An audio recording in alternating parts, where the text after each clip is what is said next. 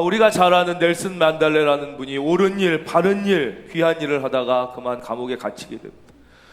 종신형을 언도받고 감옥에서 평생 그렇게 살다 죽게 됐습니다.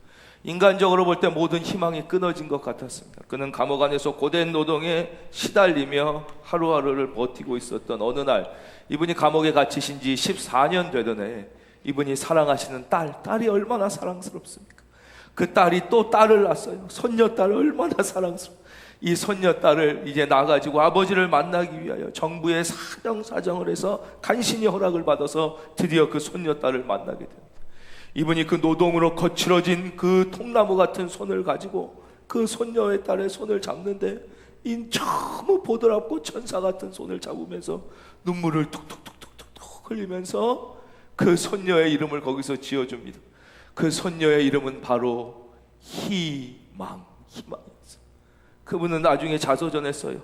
저는 그때 현실의 희망이 다 무너진 것 같은 그 순간 손녀의 손을 잡으며 다시 희망을 생각했습니다. 내가 희망을 포기하지 않는다면 우리 하나님께서 나의 때가 안 되면 나의 딸의 때, 나의 딸의 때가 안 되면 내 손녀의 때라도 반드시 이 희망을 이루어 주실 것이라는 희망을 발견했습니다.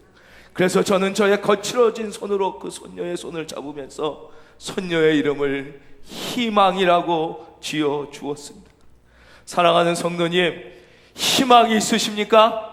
현실을 보고 낙담하지 말고 위를 보고 다시 희망을 붙잡을 수 있기를 주의 이름으로 축원합니다. 지금은 희망이 사라진 시대라고 합니다. 교회도 희망이 없다고 합니다. 교회마다 힘들고 복음을 전하기가 어렵고 교회가 세속화돼야 되고 사람들은 복음을 거부하고, 가장 희망이 많아야 되는 우리의 젊은 세대들 2035는 더욱 희망이 없습니다. 어른들보다 더 없어. 청년이 아니라 요즘에 누루 황자를 써서 황년이라고 할 정도로 다 희망이 없습니다. 복음에도 얼마나 희망이 없는지 어른들도 복음을 안 받아들이지만 2035는 안 받아들일 뿐만 아니라 교회에서 썰물처럼 빠져나간다고 다들 염려하고 이제 어렵다 이렇게 얘기합니다. 그러나 그것은 인간적인 생각일 뿐, 우리가 다시 미래에 대하여, 청년에 대하여 하나님의 꿈을 꿀 때, 믿음, 소망, 사랑, 소망을 붙잡을 때 하나님은 부족하지만 다시 우리 교회를 통하여, 우리 교회의 젊은 영혼을 통하여 하나님의 일을 이루실 줄로 믿습니다. 우리 교회에는 61개의 셀이 있습니다. 셀은 세포라는 뜻입니다. 왜 셀이란 이름을 졌냐? 세포 분열하자는 것이었습니다. 우리 교회 정말 얼마 그렇게 오래된 얘기가 아닙니다. 실제 예배드리는 청년의 수가 50명이 채 안 됐었습니다. 앞에 찬양대라고 한 10대 명 수고 여기 30명 앉아 있었습니다. 그때 우리는 셀을 시작했습니다. 셀에는 희망이 담겨져 있었습니다. 셀은 세포니까 생명을 갖고 분열하라는 뜻입니다. 지금은 61개 셀, 재적은 1500, 출석도 700~800명 헤아리는 청년대학부가 됐습니다. 우리는 이제 61개의 셀을 점차적으로 2020년 11월 29일까지 이번 청년 대각성 집회를 준비하면서 팀으로 변화할 것입니다. 그래서 61개의 셀을 100개의 국가별 팀으로 시작합니다. 왜 그러냐? 셀은 생명과 분열에 있다면 팀은 미션, 사명의 그 의미가 있기 때문입니다. 이제 우리의 목표는 무엇이냐? 나에게 뭐가 됐으면 좋겠다, 지금 꿈이 이루어지지 않는다, 내 앞길이 막힌다고 답답하는 데서 눈을 들어서 그 팀매마다 001 이렇게 되는 게 아니에요. 001 베트남, 002 르완다, 003 부룬디, 004 콩고, 005 캄보디아, 006 이렇게 각 나라를 다 맡기는 것입니다. 그래서 팀별로 그 나라를 위하여 기도하는 선교 팀이 되는 것입니다. 100개의 팀. 이것은 대한민국 교회 중에 최초의 시도입니다. 한 번도 아직까지 어떤 교회도 이렇게 시도해 본 바가 없습니다. 그러나 우리는 꿈을 가지고 이것을 2020년, 불가능해 보이지요? 한 1년 남짓 2020년 11월 29일까지 100개 팀 2000 청년을 완성하고 이들과 함께 2027년까지 100개국의 선교사를 파송하는, 할렐루야, 꿈을 꿀 것입니다. 우리가 할 일은 다른 게 아니에요. 우리 성도님들은 이 일에 반드시 도움을 주셔야 되는데 성도님들이 도움을 안 주시면 못하는데, 성도님들이 주실 도움은 무엇이냐? 그냥 이 꿈을 가슴에 품고 마음으로 응원하시면서 하나님이 하신다. 하나님이 이 일을 기뻐하신다. 우리가 마지막 때에 더 영혼 구원에 애쓰면 하나님께서 이 나라와 우리들을 축복하여 주실 것임을 믿으시면 아멘. 너희는 먼저 그의 나라와 그의 일을 구하라. 내 영혼이 잘됨 같이 먼저 우리가 하나님의 일에 집중할 때, 오늘 청년들이 취직이 안 된다, 희망이 없다, 집을 살 수가 없다고 자기 문제에 좌절하는 게 아니라 한 영혼이라도 더 구원하고자 하느니 하나님의 사명에 자기의 젊음을 드릴 때 그 인생 우리 좋으신 하나님이 책임져 주실 줄로 믿습니다. 오늘 우리가 살펴볼 말씀은 점액질이에요. 우리가 기질에 대해서 오늘 이제 마지막 시간인데요, 복습하겠습니다. 서양의학의 아버지라고 하는 히포크라테스라는 분이 사람의 기질을 4개로 나눴어요. 그랬는데 살펴보니까 그 기질이 이 사람을 이해하는 데 많은 도움이 되더라는 거예요. 모두 한 사람이 딱 한 가지 기질은 아니지만 그 기질들이 이렇게 섞여 있어요. 근데 왜 기질을 알아보는 게 좋냐? 그 기질을 알 때 나의 장점과 단점을 파악하게 되고, 그래서 은혜 안에서 장점을 개발하고 단점을 보완하면 훨씬 더 좋은 인생, 더 가치 있고 빛나는 인생을 살 수 있기 때문에 우리는 이제 기질을 살펴봤던 것입니다. 이제 다혈질, 처음에 다혈질의 대표적인 인물은 베드로였어요. 다혈질은 성격이 밝고 쾌활하고, 시작을 잘하고 생기 있고 솔직하고 감정이 다 드러나고 아주 좋은 점이 많아요. 근데 단점이 화를 잘 내요. 화를 잘 내지만 또 금방 잊어먹고 뒤끝이 없어요. 또 단점이 뭐예요? 그러다 보니까 끈기가 부족하고 와 이런 건 잘하는데 주로 작심삼일은 거의 다혈질의 말이에요. 작심만 해도 3일이면 못하고 그 뒤에 계속 못하고 끈기 있게 하는 걸 잘 못하고 치밀하게 하지 못하는 약점이 있다고 그랬어요. 그런 단점이 있어요. 이 다혈질이 치유받고 잘 되기 위해서는 어떻게 돼야 된다고 말씀드렸느냐? 포기하지 않고 끝까지 붙잡아야 된다고 그랬어요. 한번 따라하겠습니다. 포기하지 말고 끝까지 붙잡자. 다혈질은 그래서 실수가 많아요. 그래서 예수님한테 혼도 나요. 막 혼나. 사탄아 내 뒤로 물러가라. 그래도 포기하지 않고 또 쫓아가는 거예요. 거기서도 예수님을 십자가 앞에서 3번 부인하고 3번 저주해요. 그래도 나는 틀렸어 그러지 않고 또 그래도 예수님 쫓아가는 거예요. 그리고 마지막 그래도 다 포기하고 또 난 못하겠어. 바닷가에 가서 다시 어부질이나 하려고 그럴 때 예수님이 나타나시니까 또 거기에 또 고기 주시니까 먹겠다고 또 뛰어가는 그때 마침내 예수님께서 내 양을 먹이라 그러시면서, 바로 이 베드로가 가장 위대한 사도의 수제자가 되면서 사도 중에 사도, 마지막 로마까지 가서 십자가에 거꾸로 못 박혀 죽기까지 가장 위대한 사명을 이루는 사랑의 사도, 능력의 사도가 된 것입니다. 우리가 다혈질적 기질을 가진 사람이 많고 끈기가 없고 금방 포기하고 치밀하지 못해도 주님 앞에 포기하지 말고 믿음을 끝까지 붙잡으면 다 잘 될 줄로 믿습니다. 두 번째 살펴본 기질이 우울질이었어요. 우울질은 모세가 우울질의 대표적인 기질이라고 그랬어요. 모세 같은 사람, 그렇죠? 우울질은 생각이 깊고 완벽주의적이고 감성이 풍부해서 아주 장점이 많다고 그랬어요. 다른 것도 다 장단점이 있지만 장점이 많아요. 아주 위대한 과학자, 생각을 깊이 하기 때문에 인류에 기여하는 사람들이 이 중에 많이 나와요. 대부분의 선지자들이 다 우울질이라고 그랬어요. 감성이 풍부해서 예술가, 시인, 미술가들이 많이 나와요. 이렇게 좋은 점이 많지만 약점이 뭐라고 그랬어요? 너무 생각이 많다 보니까 행동력이 결여돼 있어요. 우유부단해요. 앞으로 많이 나가지 못해요. 생각을 많이 하다 보니까 자꾸 비관적이 될 때가 많아요. 인간적으로는 결국 답이 안 나올 때가 많거든요. 나무를 봐도 잎사귀가 풍성하게 많이 달려있을 때는 그냥 가만히 있다가 다 떨어지고 하나 남으면 마지막 잎새, 그리고 막 눈물을 흘려요. 비관적이 될 가능성이 높은 사람들이에요. 그렇죠? 그리고 귀가 얇아서 누가 말 한마디만 하면 상처를 받아. 생각이 깊다 보니까 자꾸 곱씹어가지고 그 상처 때문에 계속 힘들어하고 우울해지는 경우가 많다고 그랬어요. 장점이 많지만 이런 단점이 있어요. 그럼 우울질은 어떻게 보완해야 된다고 말씀드렸어요? 우울질은 내 영혼의 햇빛 되시는 주님을 계속 바라봐야 된다고 그랬어요.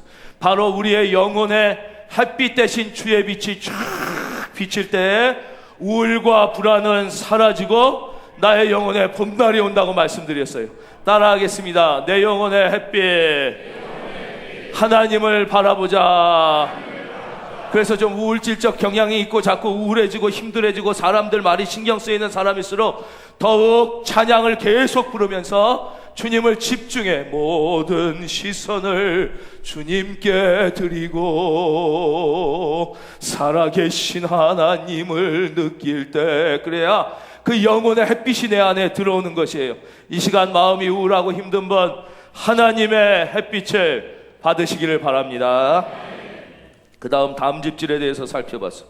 다음 집질의 전형적인 인물은 사도 야고보, 사도 바울, 그리고 사도 야고보의 어머니 같은 분이라고 그랬어요. 의지가 강하고 독립적이고 끈기가 있고 집요하고 성취 동기가 강해요. 예, 장점이 많아요.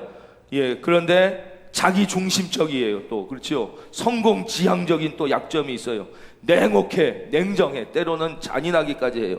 그래서 이 장점을 잘 발휘하면 실제 큰 사업가, 성공한 사람이 많고 정치적으로도 거물이 많이 나온다고 그랬어요. 그러나 이 약점을 보완하지 않으면 보면 끝이, 마지막이 비극적인 인물들이 많이 나오는 거예요. 그래서 그런 큰 인물 중에 끝이 비극적인 인물들 너무너무 우리가 많이 아는데, 마지막 이게 치유되지 못하면 잔인하고 냉혹하고 끝까지 자기중심적이에요. 열심히 있는데 말씀 중심이 아니라 내 자기중심적이에요. 그렇죠. 헌신이 있는데 교회 중심적이 아니라 내 자기중심적이다 보니까 상처를 또 많이 주고 마지막까지도 가족이랑 노년이 돼서도 사이가 안 좋고 이를 끝이 안 좋은 경우가 많다고 그랬어요. 반드시 치유돼야 되는데 어떻게 하면 이게 치유될 수 있느냐? 바로 그 안에 성령의 바람이 불어야 된다고 얘기했어요. 성령의 충만이라고 말씀했어요. 이걸 다른 표현을 우리가 성령 충만이라고 그랬는데, 우리 3부 잘 하시니까 한번 다 같이 하겠습니다. 성령의 충만을 받자. 이건 무슨 뜻이라고 그랬어요? 성령의 지배를 받으려고 스스로 자꾸 자기를 성령의 지배에 던져 넣어야 된다고 그랬어요. 우리는 술 마시면 어떻게 돼요? 술의 지배를 받게 된다고 그랬어요. 아니, 난 안 받는데요? 그거 거짓말이에요. 그래서 음주운전을 못하게 하는 거예요. 왜냐? 한 잔 마시면 한 잔만큼 지배를 받고, 두 잔 마시면 두 잔만큼 지배를 받고, 아무리 운전을 잘하는 사람도 소주 10병 마시면 완전히 지배받기 때문에 운전을 못해. 자기 생각은 아니라고 그래도. 그래서 성경은 술 취하지 말라, 이는 방탕한 것이니 너희는 성령의 충만함을 받으라. 그래. 성령 충만은 뭐예요? 성령의 지배를 받는 거예요. 내 스스로, 내 욕심, 내 계획, 내 목적이 아니라 성령님의 지배를 받기 위하여 스스로를 잡고 하나님께 맡기고 말씀에 맡기고, 말씀이 나를 지배할수록 할 수 있도록 의도적으로 애쓸 때에 변화가 일어나는 거예요. 사도 야고보가 자기 중심이 아니라 십자가 중심의 삶이 돼서 자기의 그 의지를 자기를 위하여 쓴 게 아니라 최초의 순교자가 되어 십자가의 죽음으로 초대교회가 그 위에서 살아나기 시작한 거예요. 초대교회, 맨날 우리가 초대교회 그러잖아. 사도 바울, 전형질의 담즙질의 전형적인 인물이, 이 사람 성취, 이루는 거, 뭐 사람 좀 희생해도 그 필요 없다, 목적 달성, 이런 분이 성령의 지배를 받자. 고린도전서 13장. 이게 인간 사도 바울이 할 수 있는 말입니까? 이거 완전히 성령의 지배를 받아서 사랑은 오래 참고. 이 사도 바울이 했다고 믿어지지가 않는 거예요.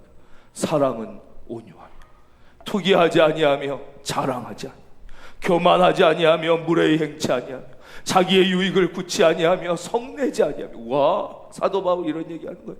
악한 것을 생각지 아니하며 불의를 기뻐하지 아니하며. 이 놀라운 사랑의 사도로 사도 바울이 변화받게 된 것입니다. 성령의 지배를 사모하십시오. 우리 중에 담즙질적 기질이 있는 분들이 많습니다. 자기의 영혼을 성령의 지배에 온전히 맡겨 드리십시오. 우리에게도 위대한 일이 일어날 줄로 믿습니다. 이제 오늘 우리가 점액질을 살펴볼 거예요. 점액질의 대표적인 인물이 오늘 성경에 나와 있는 도마예요. 도마 24절 읽을게요. 12제자 중에 하나로서 디두모라 불리는 도마는 예수께서 오셨을 때 함께 있지 아니한지라. 아주 점액질의 특징이 여기 잘 나타나 있어요. 다른 제자들이 그에게 이르되 우리가 주를 보았노라 하니 도마가 이르되 내가 그의 손에 못자국을 보며 내 손가락을 그 못자국에 넣으며 내 손을 그 옆구리에 넣어보지 않고는 안 믿어, 이러는 거예요. 안 믿어.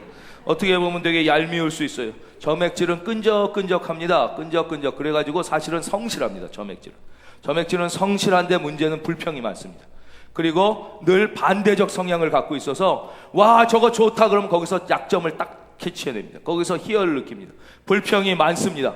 예, 그게 다 옳은 말이에요. 정확히 본데 불평, 다른 사람들은 불평이 있어도 참을 때 꼭 그것을 나서서 얘기하는 특징이 있습니다. 아주 섞인 반대적 성향이 강해요. 기도라는 책에 오 할레스비라는 분이 이렇게 얘기하고 있습니다. 예. 다혈질이 열정적일 때 점액질은 찬물을 끼얹습니다. 다혈질이 막 흥분할 때 점액질은 냉정을 유지합니다. 우울질이 비관적일 때 오히려 점액질은 냉소적 낙천적이 됩니다. 담즙질이 비전과 꿈으로 가슴이 벅찰 때 점액질은 문제를 지적하며 찬물을 끼얹습니다. 이게 이제 점액질 성격의 특징이에요. 그래서 어디 만약에 혹시 휴가 가셨으면 휴가 가서 참 좋은데도 집보다 불편한 점이 있잖아요. 그럼 휴가 가서 좋은 건 얘기 안 하고 집보다 이게 불편하다든가 저번 휴가지보다 이게 나빴어라든가 꼭 이런 걸 찾아내는 사람이 점액질적인 사람이에요. 교회 와서도 다 좋은데 그 좋은 거는 별로 얘기 안 하고 안 좋은 거 한두 개가 다 있을 거 아니에요. 어느 교회 이 교회는 왜 이거가 이래? 여기는 왜 화장실이 이렇게 있어? 뭐 이런 얘기를 하는 거예요. 예. 나라도 보면 막 세계에서 제일 좋은 나라 산다고 그 나라가 천국이 아닌데 좋은 것보다 복지가 잘 돼 있으면 이 나라는 왜 이렇게 세금이 많아? 뭐 이러고 세금이 적은 나라는 이 나라는 왜 이렇게 복지가 형편없어? 이러고 하여튼 뭔가 안 좋은 것을 자꾸 찾아내려고 하는 게 이 점액질의 특징이에요. 이 도마가 그런 거예요. 도마가. 그래서 이 도마가 이 점액질의 전형인데 이 도마가 이제 은혜 안에서 치유받았을 때 이제 어마어마하게 위대하고 아름다운 인생을 살게 됩니다. 그래서 이 도마의 스토리를 이 성경 요한복음의 세 군데에서 찾아보면서 우리가 이렇게 어떻게 점액질의 치유함을 받을 수 있는지 이제 은혜를 받도록 하겠는데 먼저 11장을 보겠습니다. 요한복음 11장. 요한복음 11장에 이 도마의 이야기가 나옵니다. 11장 6절에서부터 16절까지인데요. 일단 6절을 한번 찾아봐 주십시오. 6절. 제가 6절, 7절을 읽을 거거든요. 신약성경 164면 요한복음 11장 제가 6절, 7절을 읽을게요. 11장 6절부터 읽겠습니다. 나사로가 병들었다함을 들으시고 그 계시던 곳에 이틀을 더 유하시고 그 후에 제자들에게 이르시되 유대로 다시 가자 하시니 8절 시작.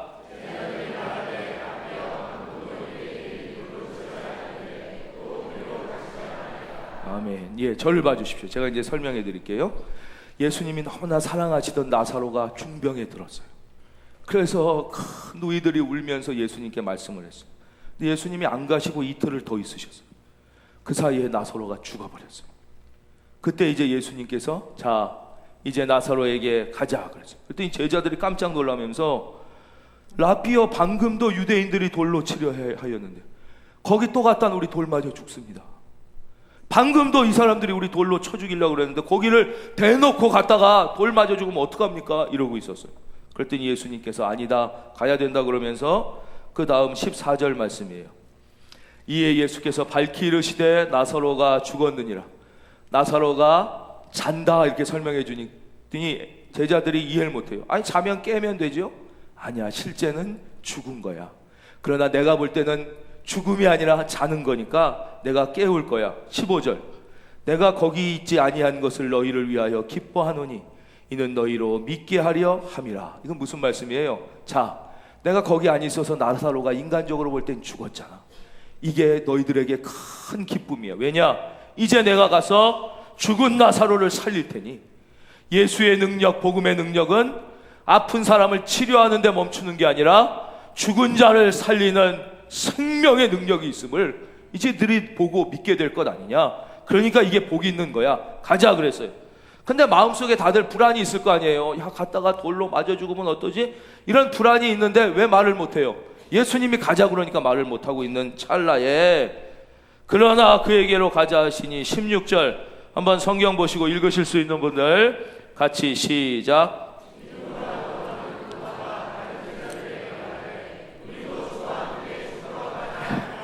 이게요 이 도마가 믿음에 차서 그렇습니다.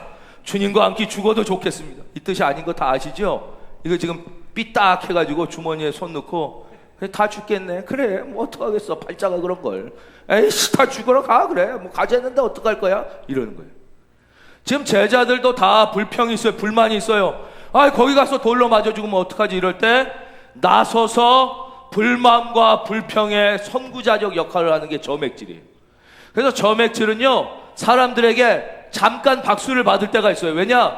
사람들이 불만을 갖고 있는 것, 불평을 갖고 있는 것을 자기가 나서서 선도적으로 막 그 불평을 제기해요. 다른 사람이 못 보는 불평까지도 막 보는 거를 자기 스스로 우월감을 느껴요. 그럼 사람들이 자기들의 불평을 대신 얘기해 주니까 잠깐 좋아하지만 속으로는 어떻게 생각해요? 야, 저놈 조심해야겠는데, 이렇게 생각하는 거예요. 지금 당장은 내 불평을 얘기해 주지만 인간적으로 저놈 믿을 놈이 못 되는 거야. 저놈은 나랑 사귀다가도 나에게 문제 있으면 분명히 얘기할 놈인데, 근데 그걸 모르고 이 불평과 불만에 앞장서는 거예요. 그래서 계속 나중에는 버림받고 외롭고 홀수 쓸쓸히 이렇게 괴로워지고 왕따가 될 확률이 높은 게 이게 점액질의 특징이에요. 이 점액질이 치유받기 위해서 첫째 제일 중요한 게 뭐냐? 불평이 아니라, 따라하겠습니다, 희망의 선구자가 되자. 잘하셨습니다. 한 번 더. 긍정의 선구자가 되자. 선구자가 되는 건 좋아. 앞에 것만 바꾸면 되는 거예요. 앞에 것을 불평하는데 앞장서고 안 좋은 거 얘기하는데 앞장서는 게 아니라, 다 나쁜 것만 있어 보일 때도 이 점액질은 또 똑똑해서 좋은 것도 보여요. 그걸 말을 안 할 뿐인데 그 좋은 것을 보고 앞장서서 선구자가 되고, 다들 오늘 이 시대에 다 희망이 없다, 캄캄하다, 힘들다 그럴 때 자기가 희망을 가지고 희망적, 아니야, 돼, 그래도 하나님이 함께 하시면 돼, 너 우리에게는 희망이 있어라고 희망의 선구자 되시기를 바랍니다. 희망의 선구자, 희망. 이 도마가요, 오늘 우리에게 주신 말씀 20장 보세요. 20장 28절, 도마가 대답하여 이르되 나의 주님이시오 나의 하나님이시니이다. 이게 어떻게 돼요? 도마가 계속 의심하고 깐죽대던 이 점액질의 성향이 있었는데 드디어 그 예수님 앞에 무너지게 되자, 그가 이게 예수님의 부활 이후 가장 위대한 신앙 고백의 스타트. 신학적으로 매우 중요한 구절.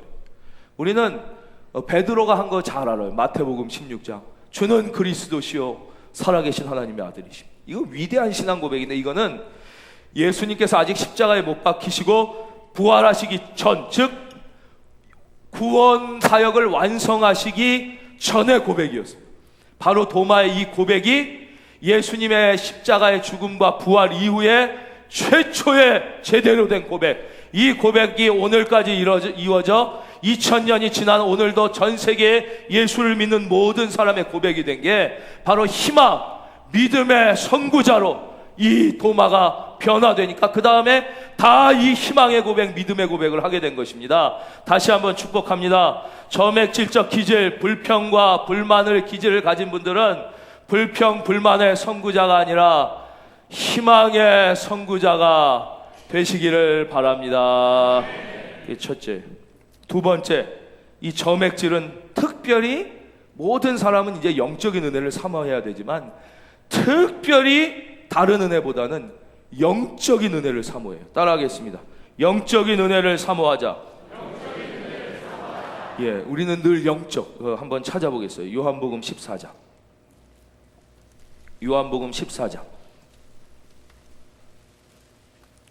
1절에서 6절까지 말씀이에요. 1절, 2절을 제가 읽을 테니까 한번 찾아보세요. 신약성경 171면 요한복음 14장 1절 제가 읽겠습니다. 찾으셨어요? 다 찾으셨어요? 요한복음 14장 1절. 너희는 마음에 근심하지 말라. 하나님을 믿으니 또 나를 믿으라. 내 아버지 집에 거할 곳이 많도다. 그렇지 않으면 너희에게 일렀으리라. 내가 너희를 위하여 처소를 예비하러 가노니 가서 너희를 위하여 거처를 예비하면 내가 다시 와서 너희를 내게로 영접하여 나 있는 곳에 너희도 있게 하리라. 내가 어디로 가는지 그 길을 너희가 아느니라. 저를 봐주십시오. 이제 설명해 드릴게요. 이 말씀은 예수님께서 이제 십자가에 못 박히시기 전에 마지막으로 영원한 천국에 대하여 설교하신 거예요. 천국이 있다. 이 세상이 끝이 아니다. 영원한 하늘나라가 있다. 니들은 걱정하지 마. 내가 이제 너희들의 죄를 지고 죽고 십자가에 부활함으로 너희들을 위하여 영원한 천국을 예비한다. 걱정하지 말아라. 이 말씀을 하고 뭐라고 그러셨어? 봤지? 내가 이제 어디로 가는지 그 길을 너희가 알지? 그렇게 얘기했더니 5절 보겠습니다. 14장 5절. 성경 못 찾는 분들은 화면 보실까요? 5절에 도마가 이렇게 얘기하는 거예요. 한번 읽어주실 수 있는 분들 시작.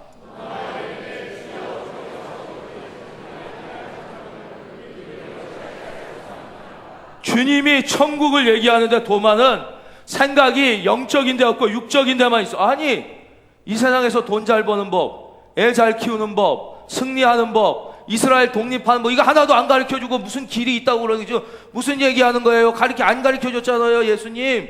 지금 여기서 이 세상에서 잘 먹고 잘 사는 법, 애 잘 키우는 법, 돈 버는 법, 취업하는 법, 결혼하는 법 안 가르쳐주고 우리가 어떻게 알아요? 4절 예수님이 그 길을 너희가 안다고 그랬는데 혼자 왜 몰라요? 영적인 데 관심이 없어. 오직 제자인데도 육적인 데만 관심이 있으니까 예수님이 영적인 얘기를 하니까 전혀 이해를 못해. 거긴 관심이 없어요.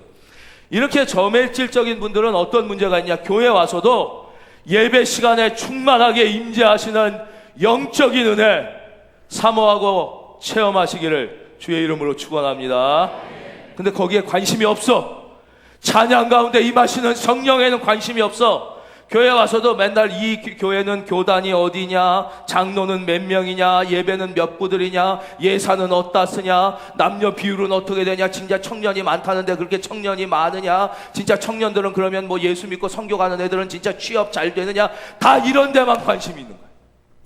교회 와서도 여기는 집사가 몇 명이냐, 찬양대는 어떻게 하냐, 찬양대는 어떻게 뽑냐, 그룹장은 누굴 세우냐, 이런 데만 관심이 있는 거야. 충만한 성령의 은혜, 하나님의 임재, 저 영원한 천국, 여기에 대한 관심이 별로 없어. 그리고는 다 이 인간적으로 보이는 데만 관심이 있다 보니까 진짜 하나님의 자녀의 풍성한 삶을 살아도 주를 위해, 죽어도 주를 위해, 내가 풍부에 처할 줄도 알고 빈천에 처할 줄도 알아, 어떠한 상황에서도 주님과 함께 기뻐하는, 할렐루야. 그래서 이분들은 영적인 흥분, 뜨거움을 배워야 돼요. 영적인 세. 찬양 드릴 때 저맥질은요, 눈물 흘리며 찬양 드리는 경우가 거의 없다시피 해요. 이분은 뜨겁게 울며 찬양하는 사람을 이해를 못해. 저 사람은 슬프지도 않은데 왜 울까 이렇게 생각합니다. 손 들고 찬양하자 그러면 높이 들어야 되는데 어쩔 수 없이 이렇게 들어. 귀까지만 들어. 귀까지면. 저 사람들은 팔도 안 아픈 거 어떻게 저렇게 높이 들지? 아유, 오늘은 특별히 우는 사람이 많네? 이러는 거예요. 영적인 세계에 대한 관심이 없다 보니까 안 돼. 성장이 없어. 사랑하는 성도님, 믿음은 우선순위라고 그랬어요. 내 영혼이 잘됨 같이 그래야지 범사가 잘되고 강건한 은혜를. 너희는 먼저 그의 나라와 그의 의의를, 영적인 세계. 여러분, 교회 나와서 예수 믿고 영혼이 구원받아 지옥이 아니라 천국에 가게 됐음을 감사하시길 주의 이름으로 축원합니다.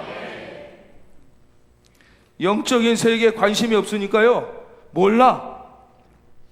무슨 얘기를 하는지 모르는 거예요. 14장 볼까요? 예수님이 거기다가 뭐라고 대답하세요? 그래, 내가 너한테 이 세상에서 잘 먹고 잘 사는 길을 알려주느라 그러지 않은 거예요. 예수님이 6절 화면 다 같이 보겠습니다. 이게 예수님의 대답입니다. 예수님의 대답 시작.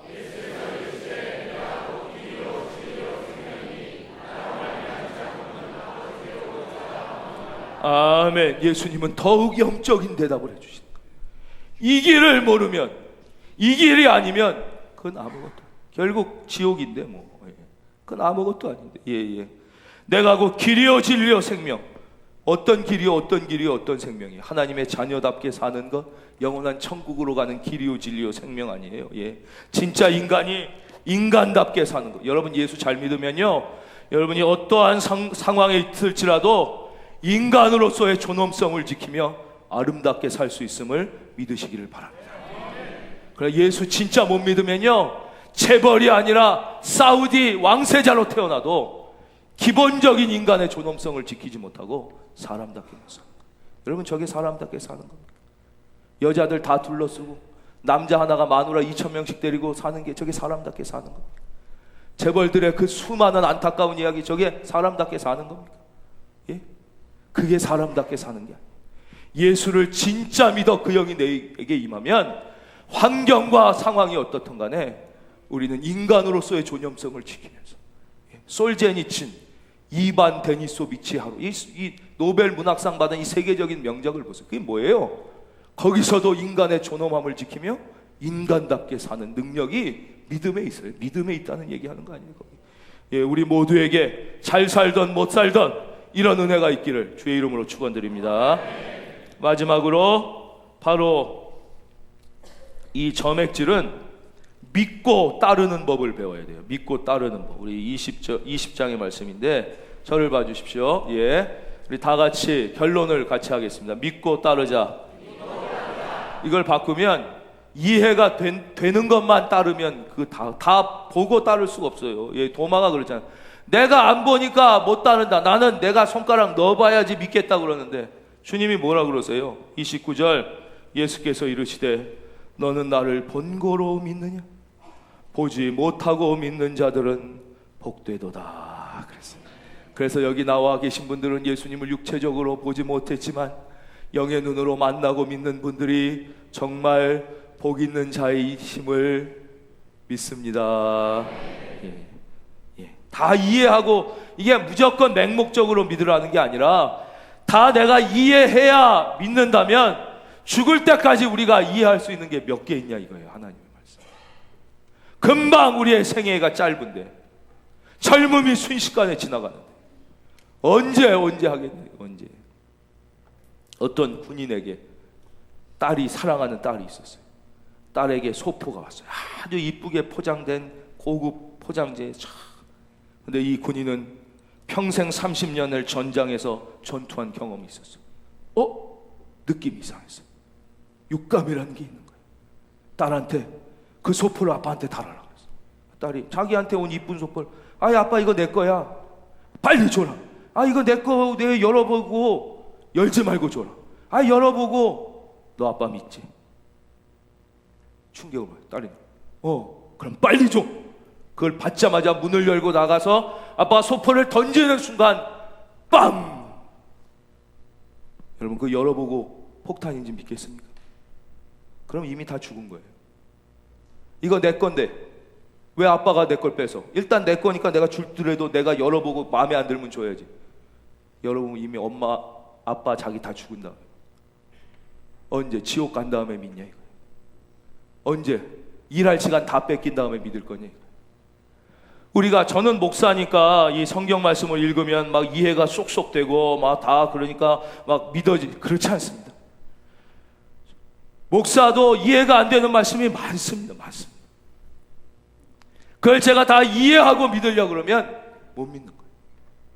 최근에도 제가 예수님이 못 박히신 거 여기 못 박힌 거 나오냐. 예수님이 손에 못을 박히고 옆구리가 찔리시고. 근데 이게 자꾸 과학이 발달하다 보니까 이 손에 못을 박게 되면 예수님이 손에 못을 박히게 되면 체중을 못 버티는 거예요. 보세요. 여기 십자가 예수님이 이렇게 이제 못 박히셨잖아요. 그렇죠? 여기 손에 못을 박히면 이 밑바탕에 이 체중이 이게 안 되니까 이 손바닥이 약하니까 다 찢어져 가지고 이게 안 된다는 거예요. 그래서 어떻게 설명을 했냐? 실제는 손목에 박은 거예요.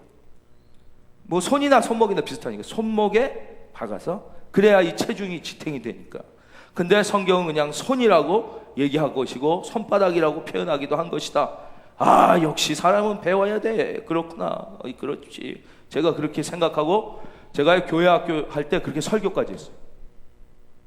근데 다시 보니까 실제 그 로마 시대에 세워서 박은 게 아니라 누워서 박았어요.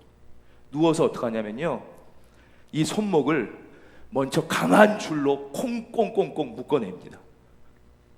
손목으로 버티는 거예요. 못 박은 걸로 버티는 게 아니라. 그리고 발밑에 버티는 받침대를 고입니다. 그 다음에 손바닥에 못을 박고 발목에 못을 박는 거예요. 그러니까 손목의 힘으로 버티는 거예요. 성경에는 다 손이라고 돼 있어요. 근데 사람 이해가 돼야지. 이거는 뭐 터진다는데 손목. 제가 그 사실을 알고 하나님 앞에 회개했어요. 하나님, 제가 이렇게 교만해서 이걸 또 우리 인간적으로 말씀은 손이지만 이건 손목을 제 마음대로 믿어. 여러분, 우리가 5년 전보다 지금 얼마나 성숙했습니까? 여러분 5년 전 생각을 한번 해보십시오. 지금 얼마나 자랐습니까? 그때 10년 전에 비해 얼마나 우리는 끊임없이 우리가 부족하고 성장하는 거예요. 지금의 판단으로 이해해야만 믿을 수 있다면 우리가 언제 하냐고. 폭탄 터진 다음에 바로 도마가 그렇지요, 본 다음에 못 믿는다 그러니까 안 되는 거예요. 예수께서 이르시되 너는 나를 본 거로 믿느냐, 보지 못하고 믿는 자들은 복되도다. 사랑하는 성도님, 이해가 되지 않아도 하나님의 말씀을 붙잡고 믿을 때에 이해의 복도 우리에게 주어질 줄로 믿습니다. 이 세상의 모든 기질은요 다 좋은 기질입니다. 어떤 기질도 안 좋은 기질이 없어요. 다 장점과 단점, 강점과 약점이 있어요. 다 부족한 점은 성령의 치유함을 받고 좋은 점은 성령으로부터 세임을 받아 우리가 일할 때 누구도 예외 없이 하나님 앞에 귀한 은혜 받고 아름다운 인생 되고 승리하게 될 줄로 믿습니다. 도마가 마침내 변화되어 도마는 페르시아로 갑니다. 페르시아로 가서 주의 복음을 전하다가 그 다음엔 아라비아로 가서 주의 복음을 전합니다. 그리고 거기서 마지막 하나님께 인도에 가서 복음을 전하게 해달라고 기도를 드려요. 사도 바울은 마지막에 어떻게 기도드려요? 로마에 가서 복음을 전하게 해달라고. 결국 사도 바울은 로마로 갑니다. 어떻게 가요? 죄수의 몸이 돼서 로마로 가고, 이 도마도 인도로 갑니다. 노예의 몸이 돼서 인도로 갑니다. 그 노예의 몸이 돼서 인도로 가면서 하나님께 감사의 기도를 드려요. 하나님, 주님이 우리를 위하여 친히 종이 되신 그 심정을, 그 마음을 이제 제가 인간의 종 노예가 되므로 조금이나마 한 부분이나마 더 깊이 이해할 수 있는 은혜를 주시니 감사합니다. 그리고 그는 인도로 가서 주님의 복음을 전하다가 아름답게 순교합니다. 지금 인도가 다 힌두교인 것 같지만 인도의 곳곳에는 바로 이 도마의 순교의 피 위에 세워진 교회가, 그래 아직도 살아서 2000여 년 지났지만 인도의 교회가 아직 살아 숨쉴 수 있는 것은 바로 이 도마의, 이 변화된 도마의 이 복음 증거, 순교의 은혜가 거기에 있었기 때문입니다. 우리도 다 더 변화돼서 잘 돼서 하나님 앞에 더 존귀하게 아름답게 쓰임 받으시기를 주님의 이름으로 축원드립니다.